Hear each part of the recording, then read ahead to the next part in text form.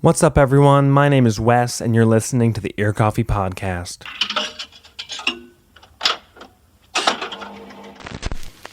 For today's episode, I was joined by all four members of Sockhop Massacre. The band recently released their debut album, The Exciting Sockhop Massacre, last month. We talked about the band's growth over the past few years, their unique songwriting approach, the album itself, and more.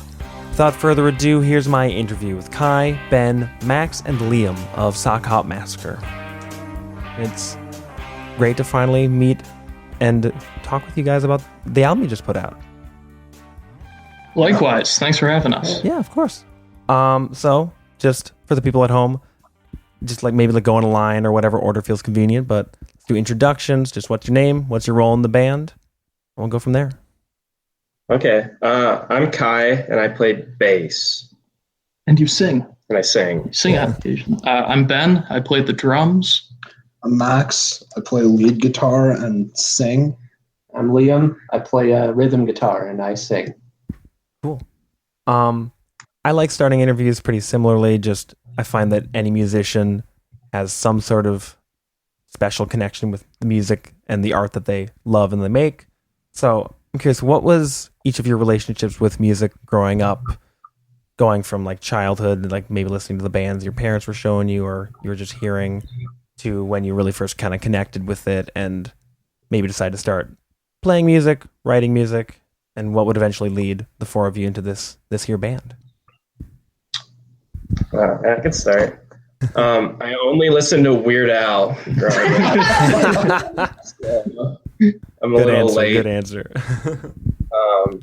I started playing music because I was at my friend's house in high school. I was past my curfew, and he wouldn't let me leave unless I would play bass in his band. So I was forced into it. Yeah.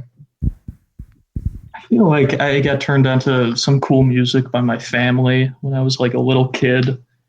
I remember the only two CDs that were floating around the house were the soundtrack to The Wedding Singer with Adam Sandler, which had Depeche Mode and New Order songs on it. And then my brother turned me on to I don't know, he showed me Tool and Green Day and that kind of stuff that got me excited about music as a little kid. I think my parents didn't really introduce me to a lot of music. I mostly learned about it from classic rock radio. And then I kind of went from there. And I started playing guitar in middle school because I had a friend who started playing, and I just kind of started because of him.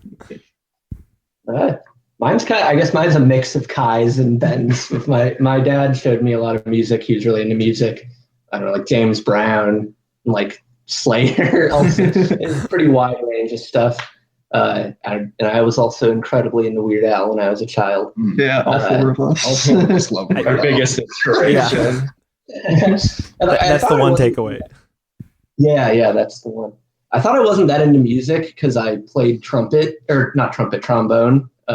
And I didn't enjoy it all that much, and I wish I'd tried more now. But I started playing guitar in high school. I tried 3 times, and then it finally stuck.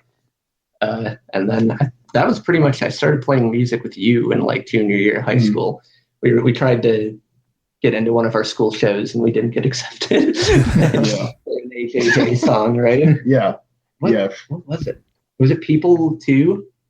Yeah. Okay, yeah. We tried to play People Too, but they, I don't think they, I don't didn't think like the, it. the coffee house people didn't appreciate AJJ apparently. You should bring the trombone back. We can finally make our ska record. Yeah, I know. I was playing it in my room, probably annoying the shit out of everyone in the house, and I was like, I kind of miss this. I should pick it back up. Yeah.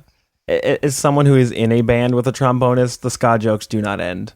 They will never go away. Yeah. So be careful with the trombone, but it's more like National Ska Service. Oh God, I think that's the best one yet. No. Yeah. So you already kind of touched on this with Kai and Max. You started playing in high school, but how did that kind of evolve into the four of you, or even if there were other previous members, into what Sockhop Massacre started as, kind of in that, I think around like summer 2019, if I'm not mistaken, kind of around then. I just know like that's when the first demo was out, so I'm guessing sometime before that. We were all living together at the time, and like we've all known each other since high school, and I've known Liam for longer than I haven't, which is really weird. Grade, fifth grade? Yeah, we were babies. Fifth grade. And yeah, it just was something we had talked about for a long time. Like each of us play a respective instrument that makes up a typical 4-piece rock band. So we just decided to start playing and sort of wrote a lot of songs pretty quick. Because like the demo that came out that summer has 4 songs that are now on the album that just came out, and then a Parquet Courts cover, which I hope you guys got to do that live, because that's just a rad song. Yeah. So how did the songwriting kind of first start out? Because I think in like whoever I was emailing about like the Revolutionary, which we'll get more into later, it's been a bit more individualistic, kind of the three of you writing kind of individually, but that one song was very collaborative. So did you kind of go in with the mindset like we're each going to bring songs to the band and take it from there, like, or was it just kind of like, let's see what unfolds, what happens, what will, and like rolling with it, I guess? I don't know. Yeah, I'd say most of our songs, like each of us will write like just kind of a bare bones version of it, and then we'll bring it and just kind of like let everybody figure out a part for it. Usually. Yeah. I mean, especially like, I feel like I'm kind of a lazy songwriter. I like to, like, the stuff that interests me most is like just lyrics, basically. So I'll come up with like a chord progression for the lyrics, and then like maybe I'll give Max or Ben or Kai like a little bit of an idea of what I want, but like they mostly come up with their own stuff until they find something that works really well with it. Yeah, kind of a mix of the two, where it's still collaborative in the end.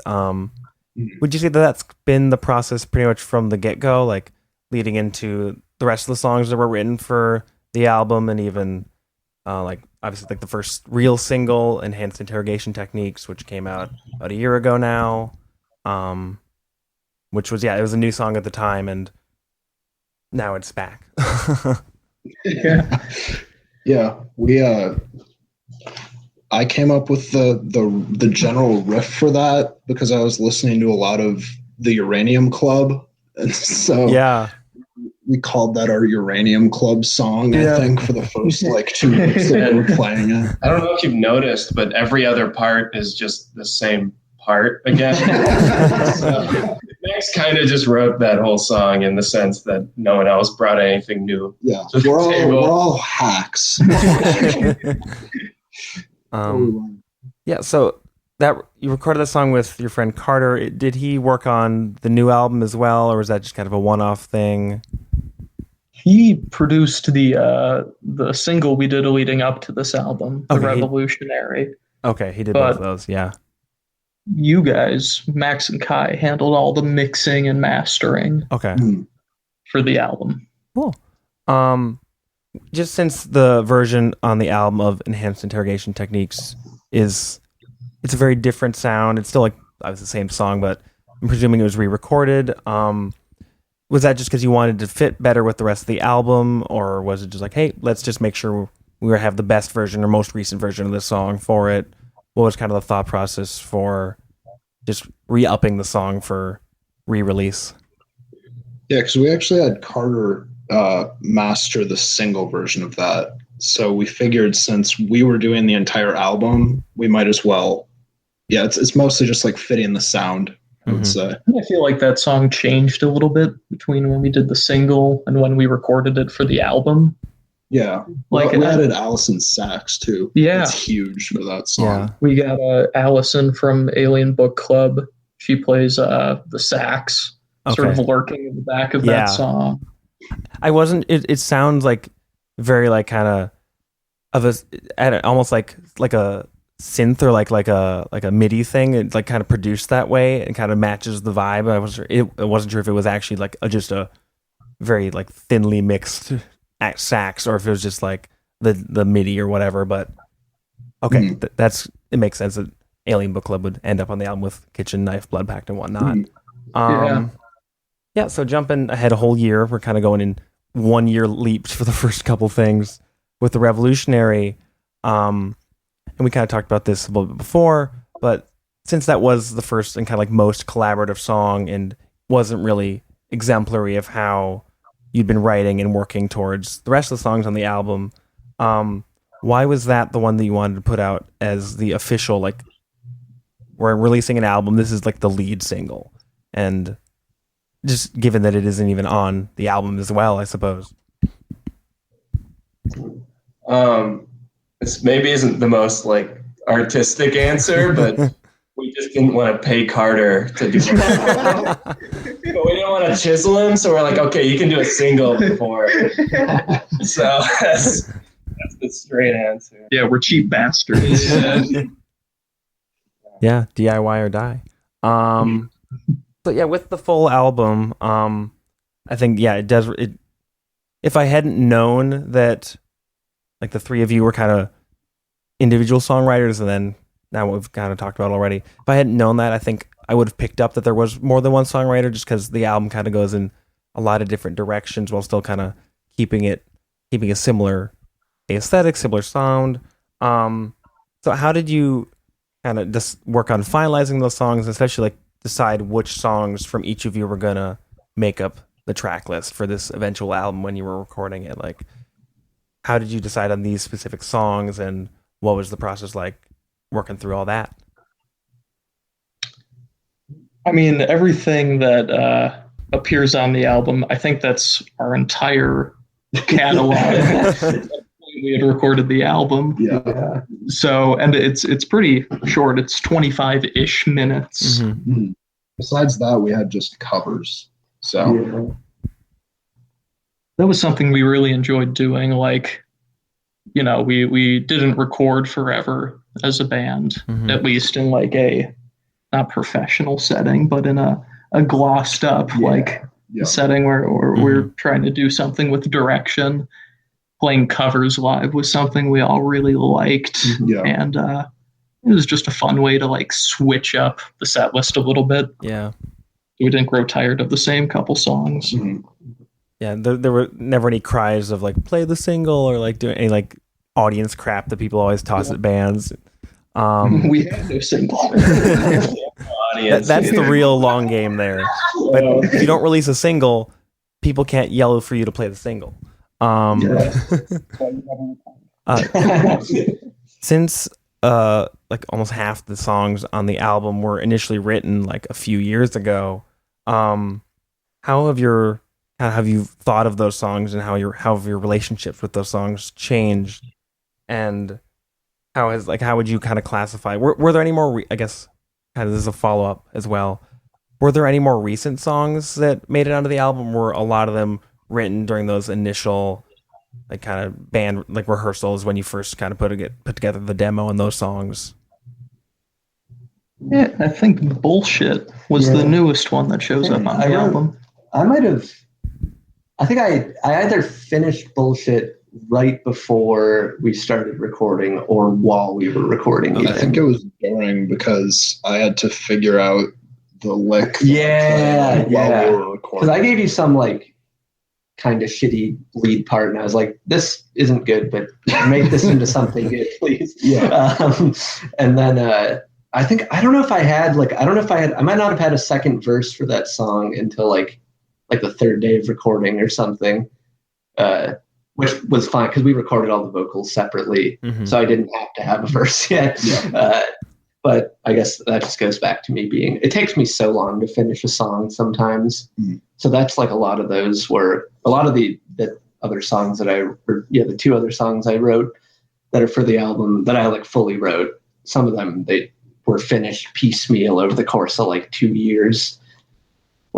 So like some of them are technically recent in the fact that they got finished slightly before the album or we started recording, but like I might have started working on them back in like 2018 or 2019. Max, would you say would you approach songs more similarly and kind of like that very you're tinkering with it a lot, or is it a little bit more instantaneous, or I guess what's kind of your I kind of approach? just bang it out.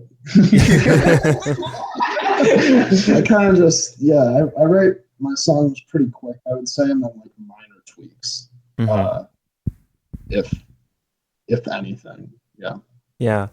Was it kind of weird or almost surreal to revisit them for recording and kind of just make like revamping anything, given that like the initial ideas of the songs and pretty much most of them, it sounds like, were written a period of time before, if not a few years before.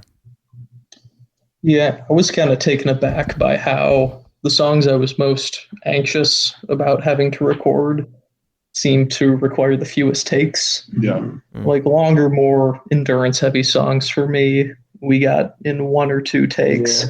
But then the simplest, shortest songs we have, we just could not get down until like 10 or 11 takes in.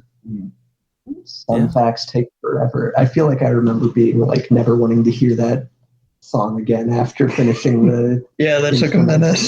Yeah. I think, isn't it like the end of the recording? I said, like, "Oh boy, Yes. we finally fucking got it." Yeah. Which, that one's weird because it's like it's so simple, but I guess like sometimes the simple songs are really hard to maintain the rhythm or whatever it is, or like I would just fuck up the guitar part in like stupid ways. Yeah. That's just how it goes.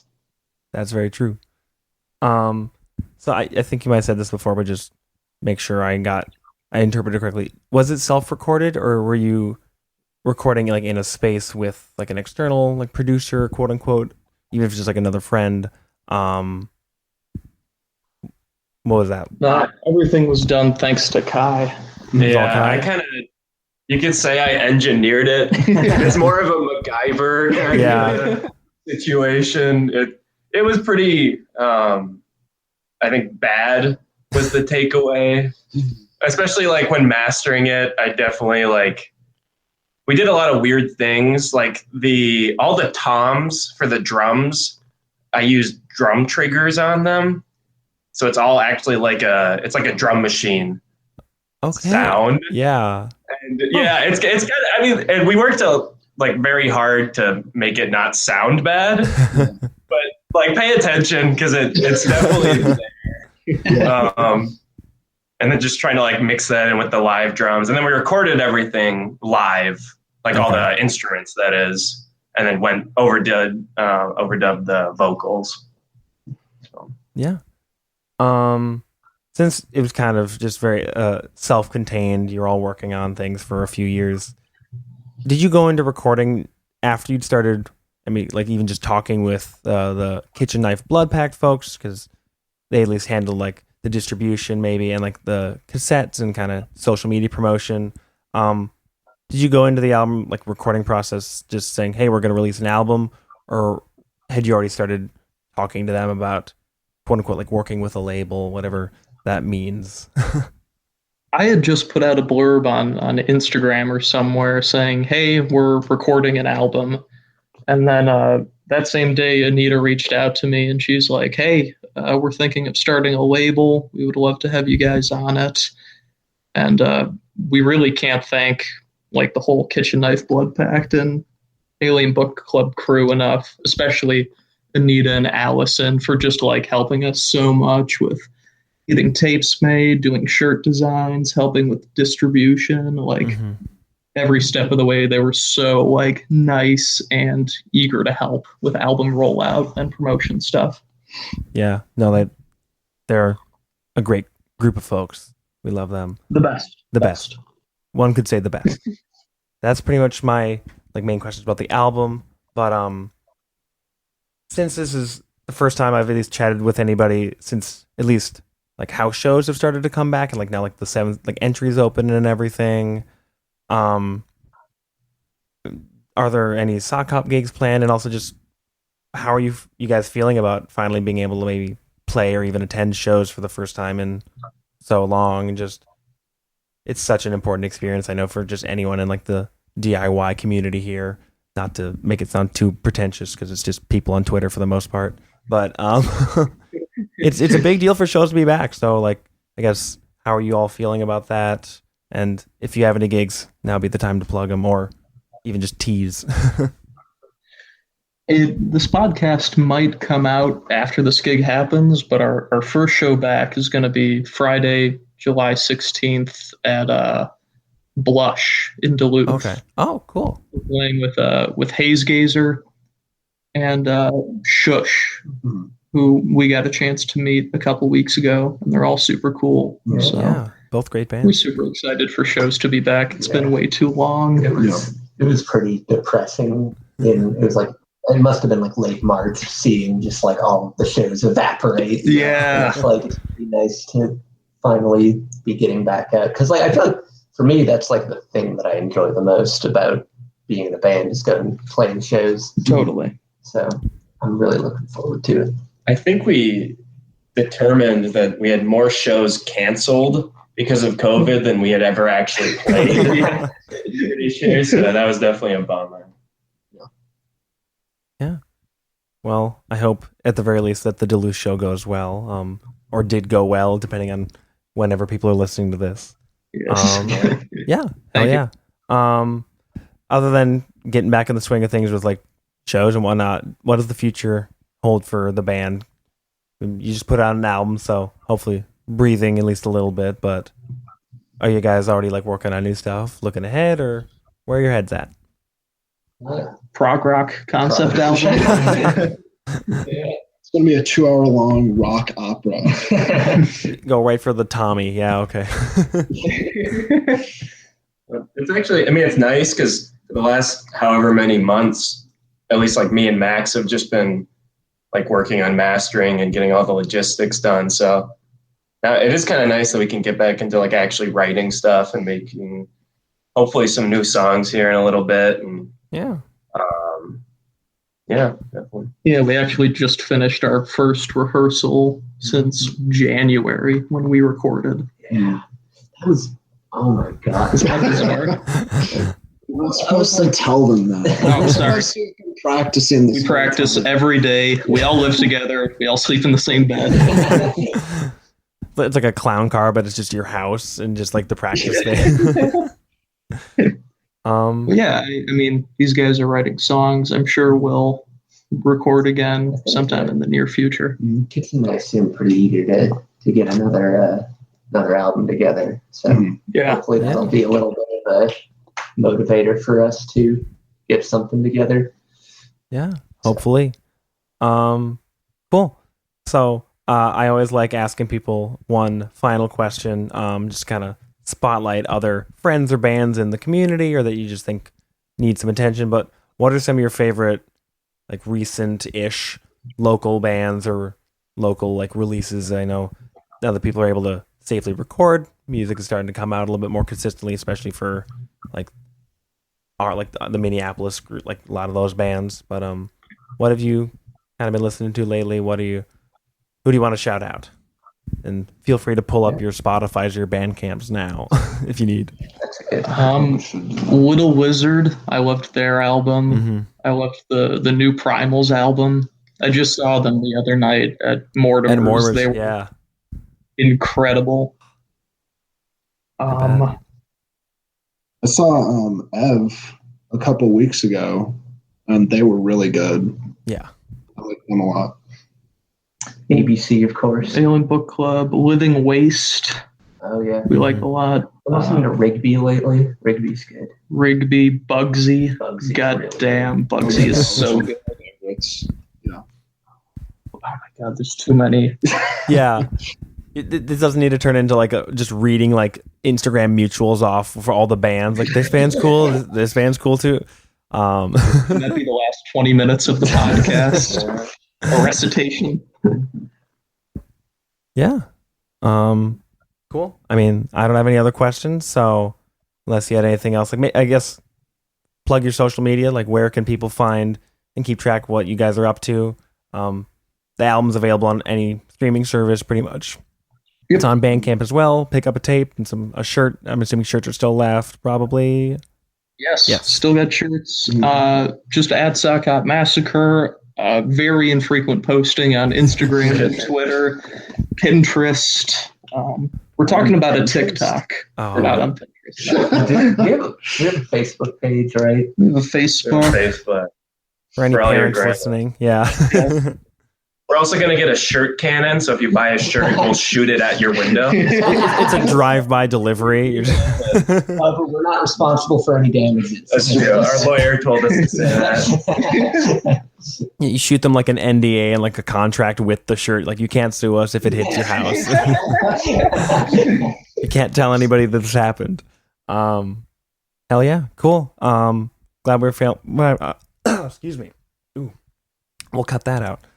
Glad we're finally able to chat. If I don't choke to death on mic. Everybody check out the album. It's a really cool 25-minute experience. You can listen to it like 40 times a day, 50 times a day, probably, if you're really committed. Get that stream farm going. I'm kidding. Yeah. Thank you so much for coming on. It was a great little chat we had. Yeah, thanks a lot for having us. The Ear Coffee Podcast is a companion to the blog of the same name. If you like this episode, please leave us a rate and review so we can stand out among the other music podcasts. You can follow us at Twitter, Facebook, and Instagram @Ear Coffee. Thank you for listening. We'll see you next time.